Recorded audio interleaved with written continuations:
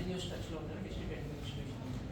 ఇక్కడ మనం ఎలా చేస్తూ ఉన్నాం, ట్రాన్స్పరెంట్గా చేస్తాం, లేకపోతే మనం చేసినటువంటి యాక్టివిటీస్ అన్నీ కూడా క్లియర్గా ట్రాన్స్పరెంట్గా కమ్యూనికేట్ అవుతుంది లేదా అనేది పర్సూ చేస్తూ ఉంటాం.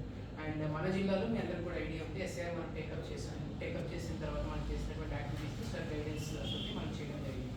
సో ఈరోజు ఈ యొక్క మీటింగ్ ఉద్దేశం ఏంటంటే, సో ఈ ఎస్ఐఆర్లో ఆల్మోస్ట్ మనం 2 phases మనం కంప్లీట్ చేసాం. వీటన్నింటినీ కూడా డిజిటైజ్ చేసినప్పుడు ఏఎస్టీ లిస్ట్ అంటే ఆబ్సెంటీ, షిఫ్ట్, డెత్ లిస్ట్ ఏవైతే ఉన్నాయో వాళ్ళు ప్రతి ఒక్క ఇంటికి కూడా మనం 3 సార్లు వెళ్ళాము.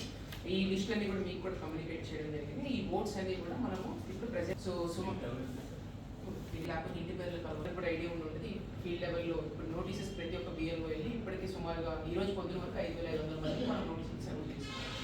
ఈ రోజు నుంచి వాళ్ళందరినీ కూడా పర్సనల్గా పిలిపించి షెడ్యూల్ చేసుకుని హీరింగ్స్ అనేవి సెప్టెంబర్ 19వ తారీఖు వరకు కూడా హీరింగ్స్ అనేవి జరుగుతుంది. ఈ 16,000 మందిని మనం పెంచుకొని వాళ్ళ యొక్క ప్రూఫ్స్ని బేస్ చేసుకుని ప్రతి ఒక్క ఏఈఆర్ఓ కూడా మనకి ఒక స్పీకింగ్ ఆర్డర్ అనేది పాస్ చేయడం.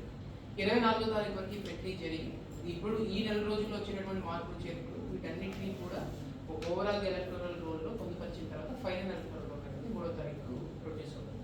సో దీనికి సంబంధించి మీ అందరూ కూడా ఒక 1 page నోట్ ఇవ్వడం చేయండి. ఈ 38,000 ఓట్స్ ఏవైతే ఉన్నాయో దాంట్లో 21,000 డెత్స్ ఉన్నాయి, ఎంతమంది పర్మనెంట్లీ షిఫ్ట్ అనేది చెప్పించాము. అలాగే ఏజ్ లిస్ట్లో కూడా మీ అందరికీ. సో ఎంటైర్ ఎస్ఐఆర్ ప్రక్రియ మీద కానీ లేకపోతే ఈ రోల్స్ యొక్క కంటిన్యూస్ అప్డేషన్ మీద జరిగేటటువంటి ప్రక్రియ మీద కానీ సో మీకు ఎటువంటి సందేహాలు ఉన్నా లేకపోతే తప్పకుండా కూడా sir you can speak to sir and sir will also interact.